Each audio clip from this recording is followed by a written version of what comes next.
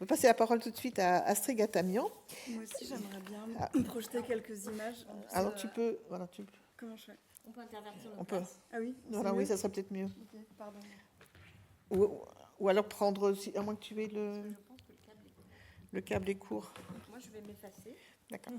Bah, pendant que Astrid, passe-moi ton livre. Oui. Astrid s'installe et donc va nous vous présenter un exposé présentant à l'occasion de la parution de son ouvrage, Ceux de Manouchian, une histoire des communistes arméniens en France, 1920-1990, avec une préface de Sophie Curé, qui vient de paraître donc aux éditions au Pur, de presse universitaire de Rennes. Enfin, j'allais dire, parce que cet ouvrage est issu d'une thèse qu'Astrid a soutenue en 2013, et qui a pris du temps à être publié, parce que c'est pas toujours facile non plus de trouver un éditeur, de refaire quelque chose qui n'est pas exactement la thèse, de reprolonger. Et donc je salue justement la parution de cet ouvrage qui comble un manque, et donc qui est une autre façon d'aborder la communauté arménienne de France. Donc ça va dans le prolongement de ce que Maral aussi vient nous présenter sur Harač, alors avec une autre mouvance que celle de Harač justement, et qui aborde justement l'histoire de la diaspora arménienne de France un peu par la différence, par le clivage, par les clivages internes. Un peu aussi le travail qu'a fait Anouch Kunt avec sur les Arméniens du Caucase intégrés dans la communauté arménienne de France. Enfin, deux sociétés d'empire qui arrivent à peu près en même moment, à la même période, dans un même lieu, mais qui n'ont pas tout à fait la même histoire, mais qui essaient de faire aussi communauté. Donc c'est assez précieux d'avoir ces approches de plus en plus approfondies, qui dépassent ce qu'on avait fait jusqu'à une certaine époque, étudier la communauté de façon un peu plus globale, plus synthétique, aussi à travers un récit un peu, je dirais pas mythique, mais un peu héroïsé de ce peuple qui arrive justement ayant tout perdu, apatride, et qui peu à peu se met au travail, se retrousse les manches, se reconstruit, et en 2-3 générations réussit et arrive à s'intégrer. Mais c'est une histoire réelle aussi, mais là on a davantage creusé et donc abordé. On est toujours pas prêt. Merci beaucoup d'essayer de tenir, de meubler. Je vais pas faire l'exposé non plus parce que. Désolée. Bon, en fait, j'avais préparé des petites images pour appuyer. Il n'y a pas qu'est-ce qu'il n'y a pas d'adaptateur? C'est ça. Je sais pas. Le monsieur me dit que c'est pas la même chose. Bon, je suis ravie. Mon livre est sorti, donc fruit de ma thèse, soutenue à l'INALCO il y a un paquet d'années. Ce livre est sorti donc la semaine dernière et je suis heureuse de vous le présenter ici. En avant-première. En avant-première. Du coup, j'ai plus mes notes, mais c'est pas grave. Bon, c'est pas grave. Je vais. Non, c'est pas ça. Non. Donc en fait, le point de départ de cette recherche, c'était évidemment la figure iconique de Manouchian. Et en me penchant sur la trajectoire de ce FTP Moy arménien, je me suis rendu compte qu'elle s'inscrivait dans un mouvement structuré de la diaspora arménienne et qu'elle n'était pas le fruit d'une dédicace individuelle. Donc je me suis penchée sur l'histoire des Garmir. Donc c'est un groupe qui est composé, dont le noyau dur est composé d'adhérents au Parti communiste français et qui s'élargit ensuite par cercles concentriques aux pro-soviétiques, à ceux qui soutiennent l'Arménie soviétique par adhésion idéale ou parfois résignation, voire patriotisme, parce que le seul territoire, le seul vestige des terres perdues se trouve en Union soviétique. Et donc, c'est un groupe qui avait été désigné par ses adversaires du parti Tashnag, donc les partisans de l'indépendance, comme étant des Garmir, donc des rouges. C'est une histoire qui était donc longtemps uniquement centrée sur cette figure iconique de Manouchian. et qui avait été un petit peu oublié pour tout un tas de raisons, parce que c'est l'histoire des vaincus, de ceux qui avaient fait le pari de l'Arménie soviétique, un pari qui n'a pas résisté à la guerre froide. Et aussi parce que ce type d'engagement n'était pas toujours compatible avec certaines représentations de la diaspora arménienne, qui était sous-tendu par le thème de l'intégration réussie. Donc on n'imaginait pas toujours les Arméniens comme des militants, mais on les représentait plus sous la figure du commerçant, de l'artisan, qui avait une volonté d'entreprendre un parcours d'ascension sociale, et donc ça a pu laisser de côté certains récits. Donc en fait, cette diaspora, je m'adresse à un public ultra averti, donc je vais pas vous raconter l'histoire de la diaspora, mais cette diaspora, dès sa naissance, au début des années 20, elle est politiquement très divisée. Donc elle est disputée entre les partisans de l'indépendance, donc essentiellement les Tashnag, et les pro-soviétiques, le pouvoir soviétique, qui, à travers le comité d'aide à l'Arménie, essaye d'asseoir son influence sur les communautés dans l'exil. Et à cette configuration s'ajoute un autre élément particulier, c'est-à-dire qu'au sein du monde communiste, de la part du monde communiste, en réalité, ces Arméniens de la diaspora, ils vont faire l'objet d'une double sollicitation. Parce qu'à la sollicitation des soviétiques, à travers le comité d'aide à l'Arménie, ou Hayastani Okhnutian Comité, ou HOK, s'ajoute la sollicitation de la section française de l'Internationale communiste, qu'on ne désigne pas encore comme Parti communiste français, PCF, qui vient d'être créée à l'issue du congrès de Tours, et qui, dès ses débuts, pour avoir pour gonfler ses rangs et cherche à attirer les travailleurs étrangers, dont les Arméniens. Et ces Arméniens vont faire partie, comme d'autres nationalités,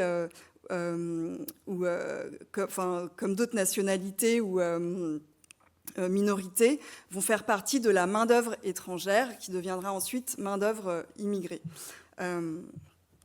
Donc voilà, c'est cette configuration-là qui est un peu particulière, où c'est une diaspora, une communauté naissante qui est politiquement très disputée. Donc ça, c'est les données de départ. Donc au sein du Parti communiste français, enfin, je vais dire PCF, ça sera plus simple, même si à l'époque on ne le désigne pas encore comme tel. Il y a un groupe de langue arménienne qui se crée en 1924, qui prend 2 ans plus tard le nom de sous-section arménienne. Et donc il y a une première, à travers une approche prosopographique, j'ai pu dessiner les contours d'une première génération de militants communistes. Et donc ce qui m'a permis en fait de mettre en œuvre cette approche, c'est l'exploitation des archives, des ex-fonds des instituts, des fonds des ex-instituts du marxisme-léninisme de Moscou et de Yerevan, où j'ai pu trouver plein de dossiers personnels, autobiographiques. Donc à Moscou ou à Argaspi, j'ai surtout exploité les archives de la commission des cadres du PCF, parce que la volonté de contrôle n'émanait pas uniquement de la police. Donc, les archives de police sont évidemment très, très riches à ce titre, mais aussi du parti lui-même, qui demandait à ses membres de se raconter, de se livrer entièrement. Et en fait, grâce à ça, on a des documents très riches qu'on peut exploiter et qui nous donnent pas uniquement des informations sur les membres en question, mais sur le fonctionnement des groupes à travers des procès-verbaux aussi qui sont versés, des tas de pièces, des appréciations de la direction Donc j'ai pu comme ça dessiner les contours de cette première génération. Et donc sans surprise, cette première génération, elle est à l'image de la diaspora, formée d'orphelins, de ruraux, essentiellement issus d'Anatolie. Parce qu'en fait, les dissensions politiques au sein de la diaspora, elles sont pas le reflet de différences de classe, mais de différences de positionnement par rapport à l'Arménie soviétique. Donc, la plupart, pour la plupart de ces militants, c'est l'expérience de l'injustice qui a forgé leur conscience politique. Une minorité d'entre eux, comme ce Gakavian Varam que vous connaissez plus sous son nom de plume Victor Gardon, une minorité d'entre eux se distinguait par son niveau d'éducation ou son lieu de naissance. Alors lui, non seulement il est éduqué, il fait partie des intellectuels de la sous-section, il avait été élève du collège Nersessian de Tiflis, mais en plus c'est un Vanetsi, donc son père était un membre important du parti Armenakan, qui est le premier parti politique arménien. Donc parmi ces figures aussi qui sortent du lot, d'autres ont été éduqués, sont passés par des établissements analogues à Constantinople, comme le Getronagan. Certains ont un passé d'Ashnak ou Hunchak, notamment quelques-uns qui sont issus de Cilicie. Alors, donc ça c'est un tract, je l'ai coupé pour des raisons pratiques. Alors, je suis vraiment navrée, mais du coup, comme j'ai pas mes notes, je peux pas vous citer les sources. Et non, mais c'est vrai. Vous les retrouverez dans l'ouvrage que j'espère que vous allez vous procurer. Et donc, en fait, c'est drôle parce qu'en fait, ça fait écho à votre intervention sur la grève de 1925, parce que c'est un tract de la CGTU, justement, qui mentionne ces grèves-là contre la guerre, justement, au Maroc et en Syrie, et pour la journée de 8 heures. Donc c'est un tract de la CGTU, donc c'est un syndicat proche du Parti communiste. Et en fait, pourquoi est-ce que je vous ai mis ce tract en arménien qui s'adresse à la communauté, qui est un appel à la communauté de Marseille, enfin des travailleurs arméniens de Marseille et des alentours. Parce qu'en fait, l'objectif du Parti communiste français, qui est d'entraîner les Arméniens qui adhèrent à prendre part aux luttes sociales, il se heurte aux intentions du comité d'aide à l'Arménie, le HOC, qui ne sont pas du tout les mêmes. Et donc, en fait, ces dissensions, elles façonnent le fonctionnement du groupe, qui est forcément assez défaillant du fait de ces injonctions contradictoires. Donc, le PCF veut les entraîner à prendre part aux luttes sociales, alors que le HOC, qui tient à s'afficher comme une association apolitique et dont l'objectif est de vanter les réalisations du régime pour promouvoir l'idée du rapatriement, ne souhaite pas, au contraire, que les Arméniens s'engagent dans cette voie-là. Donc, eux, ils vantent les réalisations du régime tout en mettant en garde les Arméniens à prendre part à ces mouvements sociaux. Donc c'est vraiment un fil assez... c'est une ligne un peu difficile à tenir, et ce qui explique que ce mouvement que j'ai décrit dans ce livre est sous-tendu par des tensions très fortes qu'on appelle la double, que les militants eux-mêmes décrivent, les acteurs eux-mêmes de ce mouvement décrivent comme la double direction. Et donc je cite un militant qui, en 1934, alors qu'il est à Moscou, parce qu'il fait escale pour aller s'installer en Arménie soviétique, il écrit au PCF en se plaignant, et il dit « Au final, on aimerait savoir qui du parti arménien ou français doit diriger la sous-section, et il déplore cette double direction qui est symptomatique de cette première phase de cette histoire, enfin de ce groupe.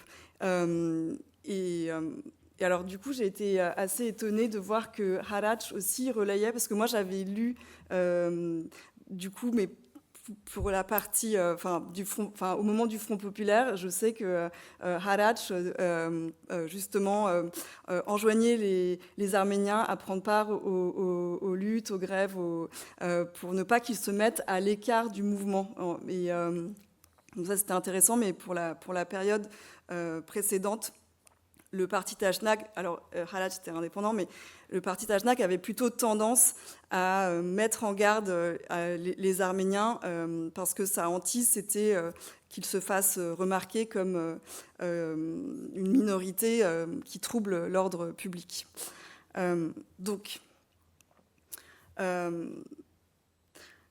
Marseille, 8 mai 1936. C'est avec... Je ne sais pas si vous... Oui, vous lisez. Donc, en fait... c'est avec regret que nous laissons partir notre camarade Agopian Grégoire en Arménie soviétique, pays qui est gouverné par les ouvriers où il n'y a plus de chômage. Je certifie que notre camarade n'a jamais refusé aucune tâche, il s'est toujours dévoué à la cause des syndicats ouvriers malgré la répression de la classe bourgeoise. Alors en effet, avant la période du Front, donc là on est en plein dans la période du Front populaire, la veille d'un grand départ au cours duquel 1800 Arméniens embarquent sur le Sinaïa pour partir s'installer en Arménie soviétique. Et en fait, ce départ est le fruit d'une campagne de propagande qui avait été enclenchée 2 ans plus tôt, orchestrée par les autorités soviétiques, avec l'aide d'un émissaire envoyé exprès qui s'appelle Daniel Chaverdian. Et donc, cette campagne, elle se déroule dans un climat particulier qui est celui des prémices du Front populaire. Et au cours de cette période, il y a une nouvelle génération qui rejoint le mouvement.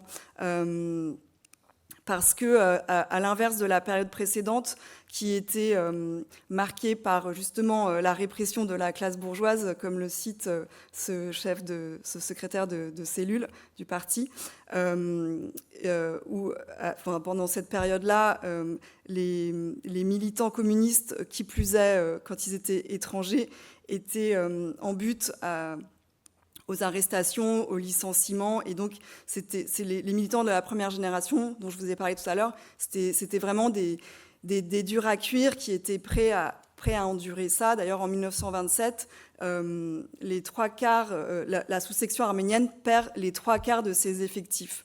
Donc, c'est un peu aussi le reflet de ce qui se passe dans le parti, qui se vide aussi de ses membres et qui paye le prix de la posture insurrectionnelle dictée par Moscou. Donc en 1936, cette nouvelle génération de militants, elle est portée par un contexte complètement différent. Cependant, ça ne va pas tellement avoir d'influence sur le mouvement en France, parce que mécaniquement, comme il y a un grand nombre de ces nouvelles recrues qui partent s'installer en Arménie soviétique, ne reste en France qu'un noyau dur, en fait, qui se rapproche du coup du PCF. Et donc là, il y a une nouvelle ère, une nouvelle séquence qui s'ouvre, où cette double direction qui avait été dénoncée auparavant, elle est mise en suspens. Et ce qui va accentuer ce rapprochement et ce réalignement avec le Parti communiste français, c'est aussi donc non seulement le départ, mais aussi de ces militants, mais aussi la disparition du Hawk dans les purges en Arménie, parce qu'en fait, ces militants arméniens qui partent en 1936, ils arrivent dans un climat où bientôt la grande terreur sévit. Et donc, quelques mois plus tard, le Hawk sera liquidé. Et en fait, ce qui est assez frappant, c'est qu'on a le sentiment qu'ils ne se rendent pas très bien compte de la société dans laquelle ils arrivent, parce qu'ils font des démarches pour rejoindre le Parti communiste arménien et écrivent des lettres de réclamation pour acter leur transfert du PCF au Parti communiste arménien. Et aucune de ces démarches n'aboutira. Ils écrivent au parti français pour se plaindre, lequel écrit en Union soviétique pour appuyer la démarche de ces militants. Et en fait, ils sont en train de convoiter une structure qui est en train d'être purgée de ses cadres. Donc c'est assez frappant.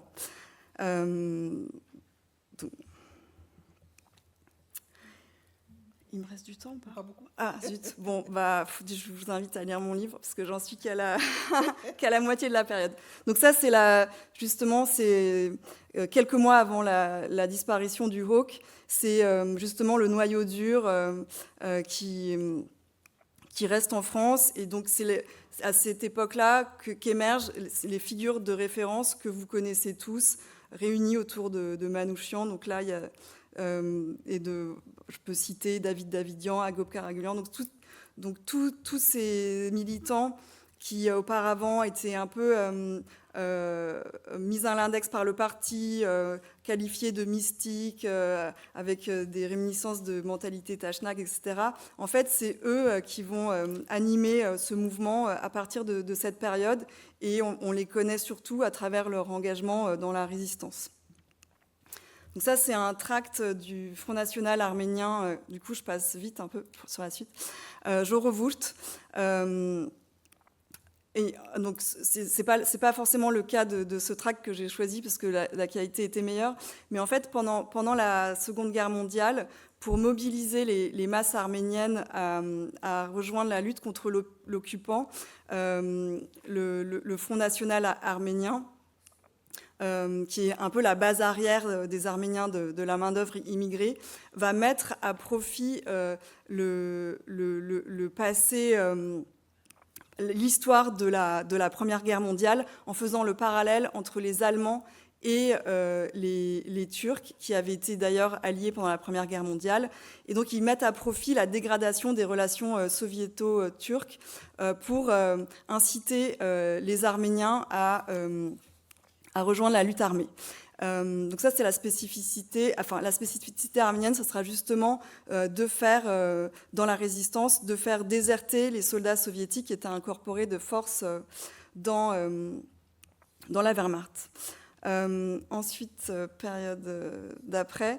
Donc, juste après la guerre, on voit que, donc là, on le voit en tout petit, c'est le portrait de Manouchian, donc c'est le premier congrès de la jeunesse arménienne de France, la JAF.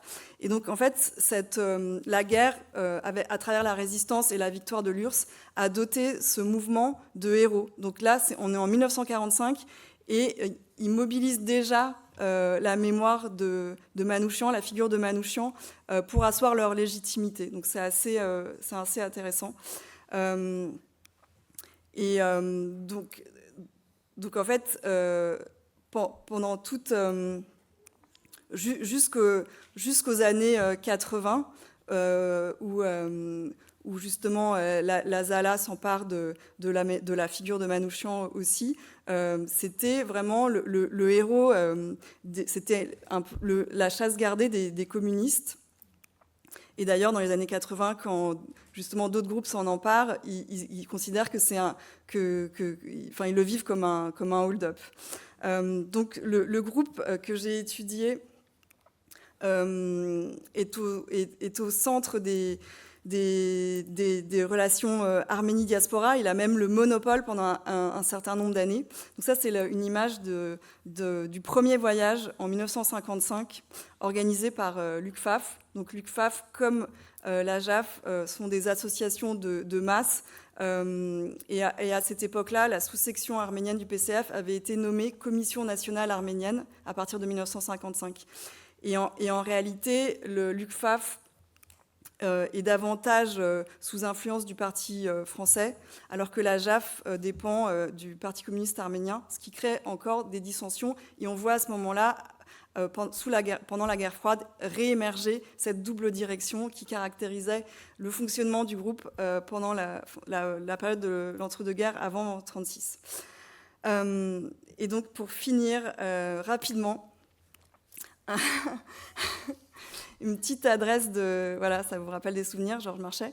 Donc ça, c'est pendant la campagne, donc c'est pour la campagne de 88, il me semble.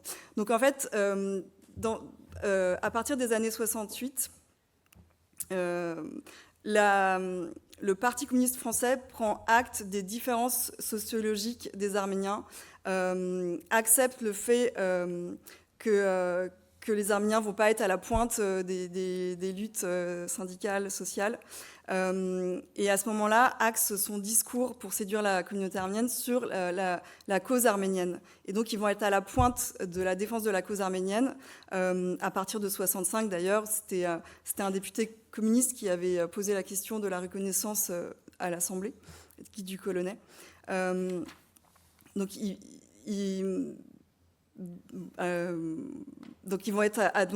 vont défendre cette cause arménienne que les soviétiques avaient réactivée pendant la guerre d'ailleurs, alors que elle était plutôt l'apanage du parti Dachnag autrefois au nom des bonnes relations des kémalistes et des bolcheviks. Après, bon, je peux répondre à vos questions après, je sais qu'on est un peu timé, mais merci de votre écoute.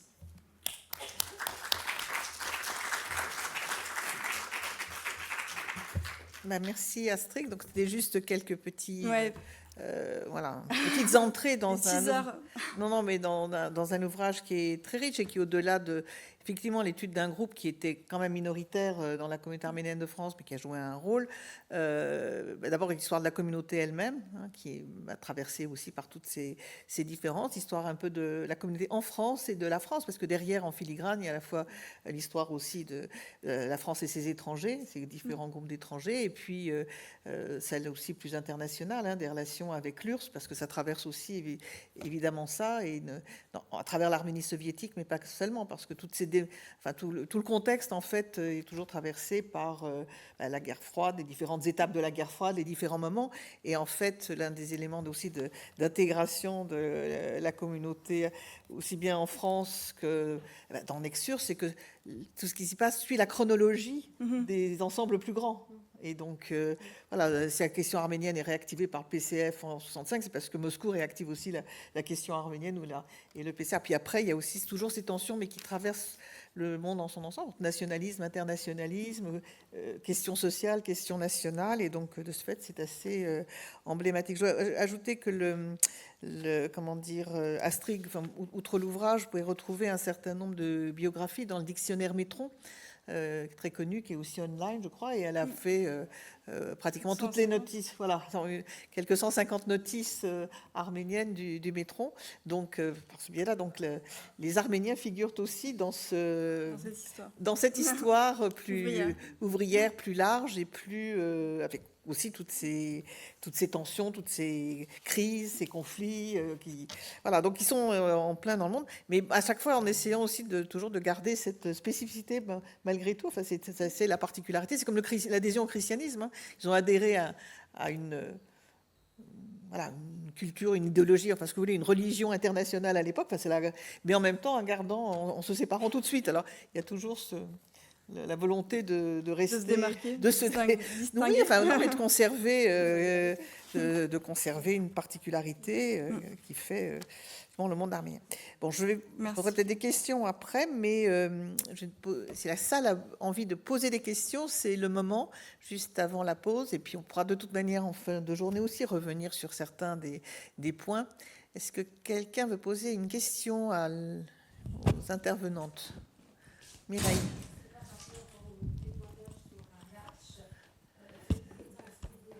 Attends. Merci.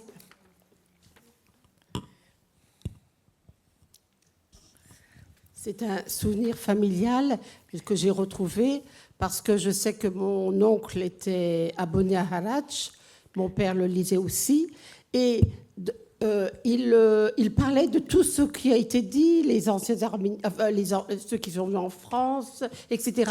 Et c'était leur culture, leur école. D'ailleurs, beaucoup de personnes à l'origine ont appris l'arménien avec Harach. Tout à fait. C'était aussi, je vous l'ai dit dans les objectifs du journal, un vecteur pour garder la langue. Déjà la garder, enfin ce verbe-là, ce choix-là, c'est vraiment déjà un terme de préservation. Et en fait, Harach a été le vecteur de ça. Et bien au-delà de la période que j'ai étudiée, on sait que Harach a mené un travail conséquent pour trouver le mot juste. Pour trouver à chaque fois comment dire des termes nouveaux également en langue arménienne, de manière à ne pas finalement abîmer cette langue. Et donc voilà, au gré des générations, parce que de 25 à 2009, effectivement, il y a toujours eu ce travail sur la langue dans le journal. Et avec pédagogie, dans les images peut-être que j'ai vues tout à l'heure, il y a quelques mots pour lesquels, quand les Arméniens ont besoin de savoir le mot français est indiqué. C'est quand même assez rare dans Harach d'aller trouver du français, on en a, mais... Donc en fait, il y a ce pragmatisme aussi, de rendre utile la langue. D'un côté arménienne, comment est-ce qu'on va dire ce terme-là, et disons-le bien. Et de l'autre côté, si on a besoin de l'employer parce qu'il y a une fin très pratico-pratique, eh bien voilà le mot et je vous donne la carte, le passe-partout. Donc Harach a été aussi ce vecteur-là. Enfin, je n'ai pas pointé ça, mais oui.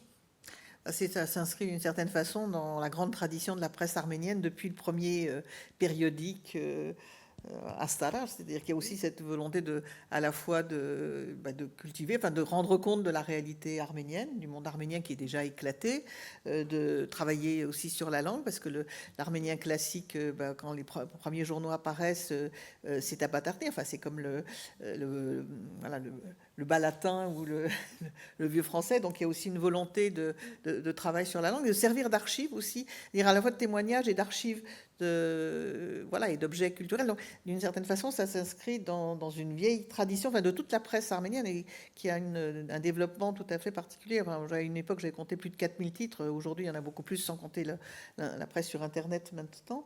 Alors, ce qui est particulier avec Harach et quelques autres, c'est qu'il y en a très peu qui sont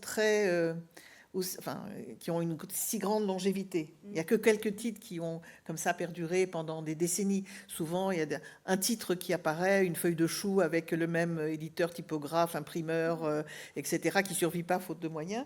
Il y en a dans certains un peu plus, mais les journaux de grande longévité sont rares. Et ça se tient aussi peut-être aussi au contexte français ou à des contextes parfois bienveillants ou moins bienveillants, parce que dans tous les pays où ils sont parus, c'est souvent paru dans l'exil, où il y avait moins de censure que dans l'Empire ottoman ou en Russie ou en Iran. Mais après, il faut aussi des gens qui le lisent et qui l'achètent. Donc s'il n'y a pas de communauté, ça ne marche pas. Donc la particularité, c'est peut-être aussi parce qu'il y avait une communauté ici suffisamment importante, même si ce n'était pas que pour la France. Et puis, la ténacité aussi de son créateur et de la famille. Et puis, son rôle de structuration. C'est maillon, mais c'est aussi une structuration, intégration, de même ce que tu évoquais pour le parti, les communistes arméniens, d'une certaine façon, c'est un mode d'intégration dans la société, dans une partie de la communauté. Dans la culture des camarades. Voilà, oui, mais pas seulement. C'est aussi le PCF est aussi partie de la vie française. Et donc du coup, c'est par cette voie-là, mais d'autant qu'ils sont ouvriers. J'aurais une deuxième question à Maral, toujours. Désolée, comme je suis doctorante et enseignante, moi, c'est vraiment la méthodologie aussi qui m'intéressait. J'aurais voulu, peut-être que vous nous l'avez dit d'entrée, mais je n'ai pas entendu. Donc, j'ai 3 questions. Vous choisirez celle que vous voulez. La première, c'était déjà nous expliquer pourquoi vous avez choisi cette chronologie, pourquoi donc les 5 premières années. La deuxième, c'était comment est-ce que concrètement vous avez travaillé, puisque vous nous avez dit à quel point vous avez utilisé la Bulac. Donc concrètement, en fait, est-ce que vous avez regardé un par un les numéros et comment est-ce que vous êtes organisé dans ce travail? Et puis, justement, en fait, je rebondis un peu sur la question de Mireille. Donc là, vous nous avez présenté le discours que Harach veut défendre, ce récit. Est-ce que vous avez songé à travailler sur la réception en fait de ce discours de Harach, et comment est-ce que vous pouvez en tout cas les mettre, enfin les confronter quoi, ou les comparer. Je vous remercie pour vos 3 questions et en fait, j'aimerais tellement répondre de manière compacte aux 3 parce que les 3 m'interpellent.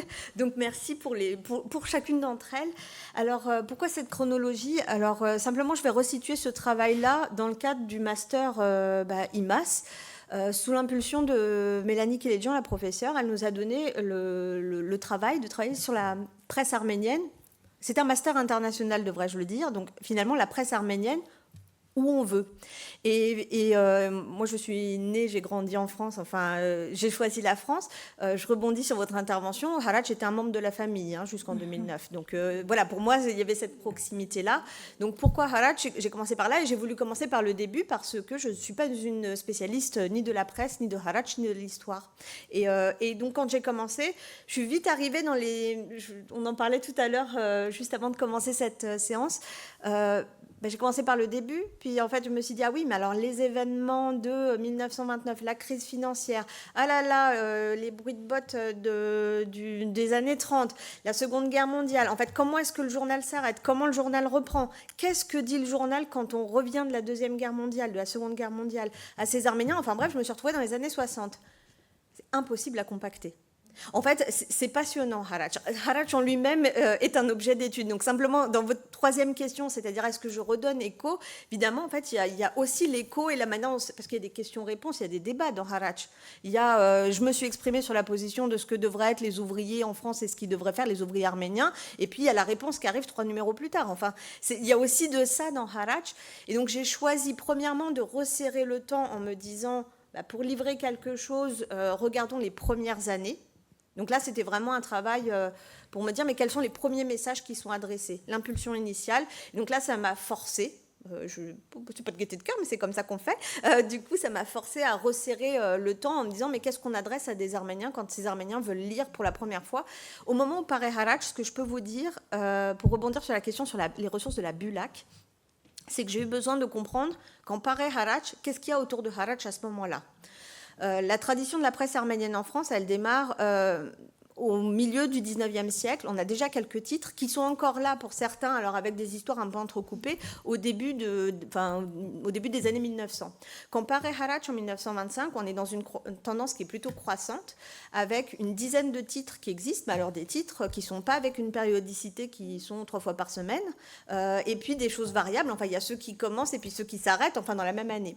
Au début des années 30 jusqu'en 32-33, on dénombre une vingtaine de titres. Donc quand paraît Harač, il n'est pas le seul sur la place. Donc finalement, je me suis dit, ah ça c'est intéressant, qu'est-ce qu'apporte Harač et qu'est-ce que va vouloir véhiculer Harač? Et donc voilà comment j'ai resserré mon terrain. Et les ressources à la Bulac m'ont permis de mieux comprendre Harač dans son paysage, parce qu'il y a eu le cycle en 2015 probablement, un cycle de conférences qui donnait énormément d'interventions. Il y a également les interventions de Krikol Boldian.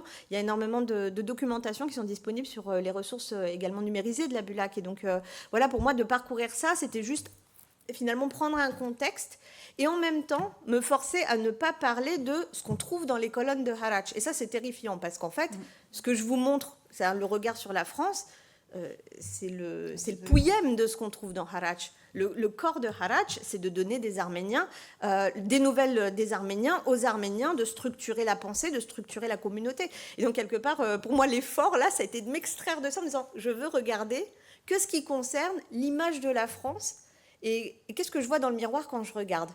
Et donc, voilà, j'ai parcouru les numéros, effectivement, comme ils sont numérisés cette fois-ci par le site de Aram. Et en regardant les titres déjà pour me dire mais de quoi ça parle, et donc j'ai exclu les sujets qui n'étaient pas tournés vers cette France-là, uniquement elle, et à partir de là j'ai fait ma sélection et puis voilà, ensuite il faut en arriver là. Je crois avoir couvert vos 3 questions. Alors juste pour un petit peu compléter, enfin là, les nouvelles générations bénéficient de moyens absolument fabuleux, parce que, bon, de mon temps, voilà, il y avait bien sûr, on avait accès à la bibliothèque des Langso, mais c'était loin d'être numérisé. Puis une partie des vieux fonds étaient cachés derrière, c'était pas dans les petits, il y avait des fiches en carton, mais il y avait d'autres fiches sur papier derrière, il fallait être bien avec la bibliothécaire pour qu'elle vous les sorte. Bon, il y a aussi bien sûr toutes les ressources de la bibliothèque Noubar. Bon. Et puis maintenant, il y a beaucoup de numérisation tous azimuts. La Bibliothèque nationale internationale d'Arménie a aussi beaucoup numérisé de presse, non seulement d'Arménie, mais de toute la diaspora et des titres anciens. Alors parfois, les collections sont incomplètes aussi parce que, bon, enfin, on a des ressources absolument fabuleuses sur tous les journaux qu'on peut, et de France et d'ailleurs. Et donc, c'est peut qu'encourager les recherches sur la presse, mais qui est infinie. Je vous dis, c'est peut-être une des spécificités des Arméniens. Enfin, je ne suis pas sûre que d'autres diasporas, enfin, bon, peut-être les Grecs, si, quand même, certainement, mais je ne suis pas sûre qu'il y ait aussi autant de vitalité de ce point de vue-là. Donc, donc il y a aussi beaucoup de ressources. Mais comme vous l'avez dit, je pense qu'on ne peut pas... c'est bien d'avoir choisi un angle. On peut pas... Harach mériterait plusieurs thèses. Hein, donc... Oui, tout à fait. Comme d'autres journaux d'une façon générale. Il y avait une question, Gérard.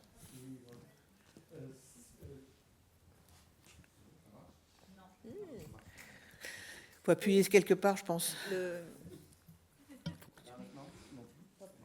Il faut appuyer peut-être sur un bouton, non?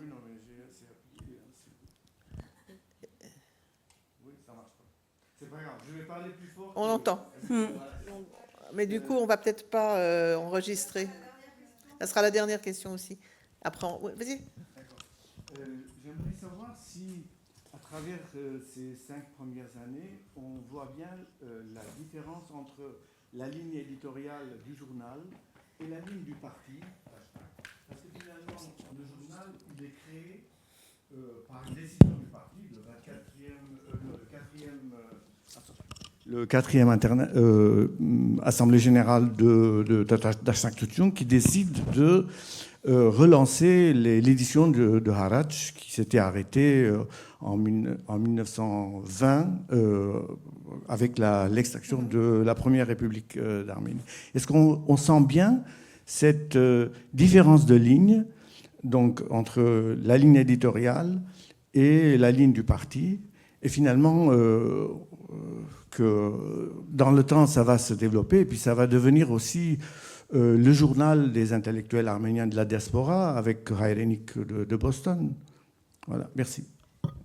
Alors, pour vous répondre, je ne sais pas vous répondre tout à fait, parce que je ne suis pas assez documentée exactement là-dessus, c'est-à-dire sur le parti en tant que tel, et du coup pour faire la différence avec la ligne éditoriale de Harach. Néanmoins, ce qu'on trouve dans Harach, c'est évidemment, quand il y a une information à donner par rapport au parti et ou à ses orientations, on les trouve dans les pages du journal, y compris dans les premières années. Néanmoins, la plume, dès lors qu'elle est celle de l'éditorial, elle se revendique à chaque fois quand même positionnée isolément. Ça, c'est ce que j'ai pu en lire. Mais je le dis avec humilité et prudence parce que je ne suis pas allée faire justement ce travail de fourmi pour attester qu'il y a une différence ou pas. Donc, pardonnez simplement ma réponse un peu vague, mais par le souci d'être exemplaire sur ne pas vous trahir sur ma réponse.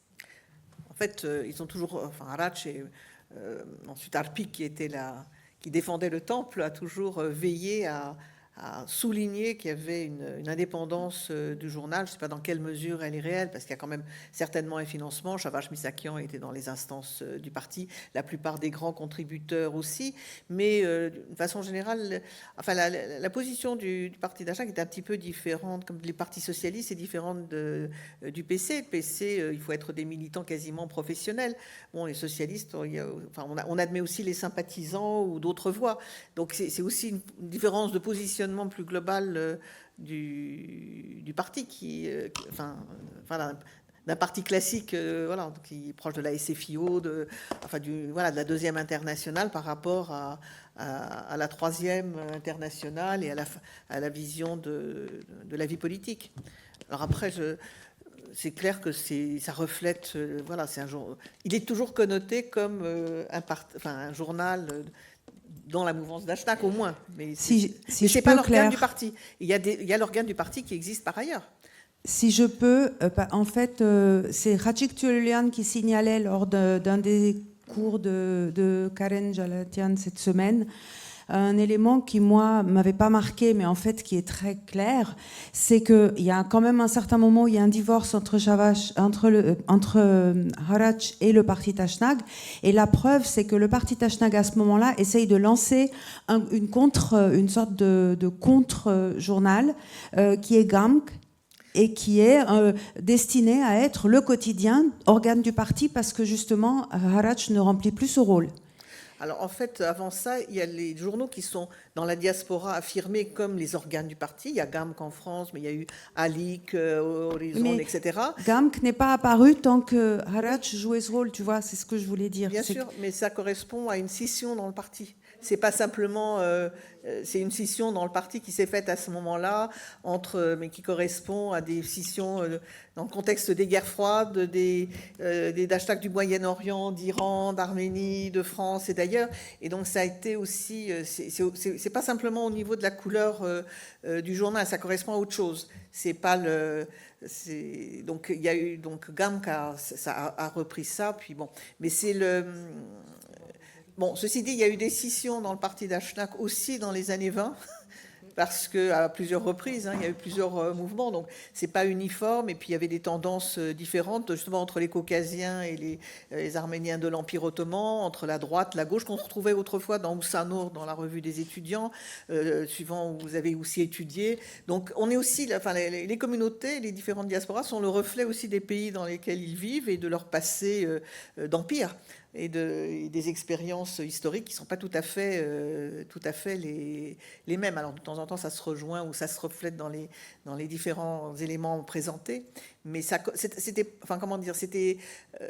pas vraiment une différence entre... voilà, parce qu'Arpik, à un moment donné, a été viré du parti Tashnag. Enfin, je veux dire, donc, et quelques autres. Enfin, il y a eu des reprises en main, mais aussi, ça correspond à ce qui se passe dans la vie des pays et les différentes plus globalement, tout le contexte de la guerre froide, même quand on a retrouvé la scission dans l'Église. Donc, de ce point de vue-là aussi, tout ce qui s'y passe ou tout ce qui est, ça... Enfin, si on sait lire Harač, on lit les articles, il faut les lire, tu as raison, Anouche. Enfin, c'est un document aussi d'archives, donc c'est comme tout document d'archives, pas parce que c'est écrit ou que c'est dit à la télévision que c'est vrai, il faut dire dans quel contexte c'est écrit, faire la critique du document, de l'article, de remettre en perspective. Et en tant que tel, même les archives officielles de n'importe quel autre pays, ça, c'est pas, enfin voilà, c'est pas la vérité absolue qui n'existe pas d'ailleurs. Enfin, c'est un document parmi d'autres à analyser à la fois littéralement, mais aussi en contexte qu'il écrit, pourquoi, à quel moment, qu'est-ce qui se passe.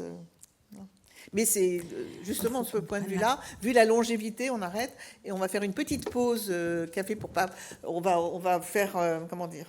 On avait commencé ponctuellement, mais on ne finira jamais ponctuellement, mais on va essayer de rattraper. Bon, on fera ça un petit peu, on rattrapera sur le temps du déjeuner, mais on va s'arrêter là. Et puis, bon, certaines questions feront, à mon avis, apparaître dans la deuxième partie de cette... je t'en prie. Non, c'est pas celui-là. De cette matinée qui va se poursuivre avec les autres exposés sur le thème des mobilisations.